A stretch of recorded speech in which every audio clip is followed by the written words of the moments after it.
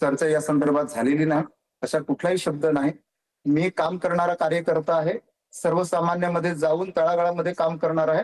ते सत्तेच्या सोबत राहून त्या कामामध्ये लोकांपर्यंत पोहोचणं, सार्वजनिक योजना लोकांपर्यंत पोहोचणं हा एवढाच स्वच्छ हेतू माझा होता, की ज्या मोदी साहेबांच्या राज्य सरकारच्या ज्या चांगल्या योजना आहेत, त्या योजना घेऊन लोकांपर्यंत जावं, त्या लोकांच्या अडचणी दूर कराव्यात, एवढाच प्रामाणिक हेतू होता माझा.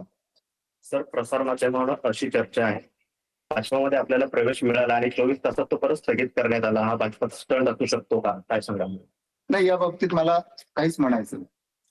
आता ज्या पक्षातून आपण इकडे प्रवेश केला त्या पक्षाच्या सुप्रिया सुळे असतील किंवा इतर मोठे नेते आहेत, त्यांच्याशी काही तुमचा संपर्क झाला का? त्यांनी तुम्हाला काही फोनवर आता चर्चा झाली का? काही नाही, माझा कोणाशी काही संपर्क झालेला नाही. मला जिल्हा परिषदेचे अध्यक्षाचं काहीतरी आमिष दाखवलं भाजपने आणि ते त्या पक्षाचा किंवा इतर पक्षाच्या लोकांना ते आवडलं नाही. नाही, असं काय तुम्ही नवीन भाजपमध्ये प्रवेश केला आणि तुम्हाला लगेच जिल्हा परिषदेचे अध्यक्ष हे करणार, म्हणजे हे आवडलं. असं काहीच माझं बोलणं झालेलं नाही. ज्यावेळेस पक्षाकडून तुम्हाला स्थगिती देण्यात आलेली आहे, ज्यांनी तुमचा पक्षप्रवेश करून घेतला, ज्या पक्षप्रवेशामध्ये स्वतः पालघरचे खासदार उपस्थित होते, जिल्हा अध्यक्षाच्या मार्फत हा पक्षप्रवेश झालेला आहे, स्थगिती मिळाल्याच्या नंतर तुमच्या काय प्रतिक्रिया दिल्या त्यांनी? नाही, माझं अजून त्यांच्याशी कोणाशी बोलणं झालेलं नाही. मी माझ्या कुटुंबासोबत आहे.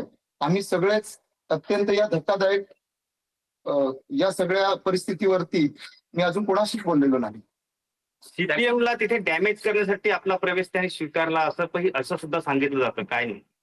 नाही, ते मला माहित नाही. दुसरं कोणाचं काय म्हणणं असेल त्याच्यावरती मी कसं कमेंट करणार. पण आता